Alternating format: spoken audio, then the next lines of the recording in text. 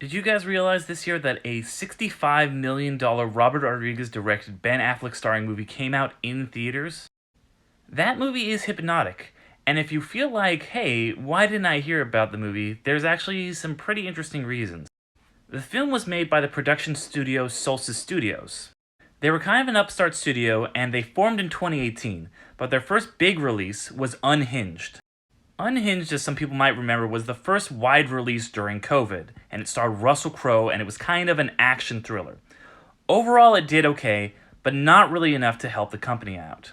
During the production of Solstice Studios, they started to shut down, went down to about a 10-person production before completely going out of business. That meant when it came time to distribute the film, they had to find a new production company. Ultimately, Hypnotic was distributed by a company called Ketchup Entertainment. Ketchup Entertainment, however, spent almost no money on marketing this movie, and as a result, most people didn't even know that it existed. Even me, who goes to the movie theater 2 or 3 times a week and sees trailers for almost everything, I don't recall seeing a single trailer for this. I think maybe I saw one poster at an AMC, and that was it. Ultimately, the film did get a wide release of over 2,000 theaters, but it didn't matter. Nobody showed up for this thing, and in fact, in its opening weekend, it made less than $2.5 million, coming in 6th place.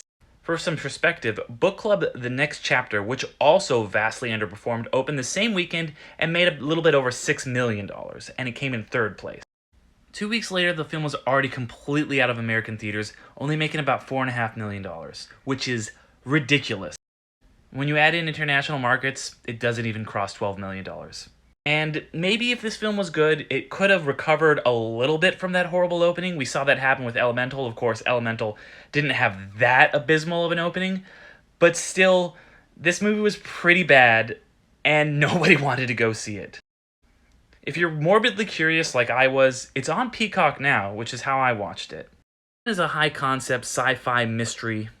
Follows Ben Affleck as a detective who's lost his daughter and is trying to track her down in a world where he discovers that there's these people that can essentially control anyone's mind known as hypnotics.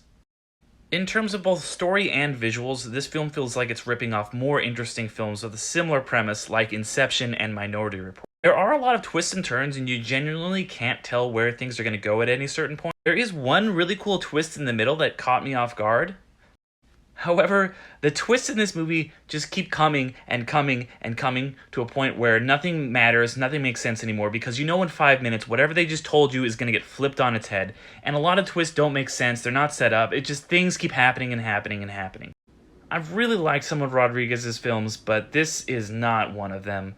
Ultimately, you can really skip this movie, and as we saw from the box office, almost everyone did. Really, this is kind of an interesting examination onto how important marketing can be on a film. Let me know if you thought the movie was good. Maybe I'm wrong. If you want to hear more of what I've had to say, I've been Derek McDuff. Check me out here. This has been episode 13 of MicroDose, and check me out on the Underrated Movie Podcast.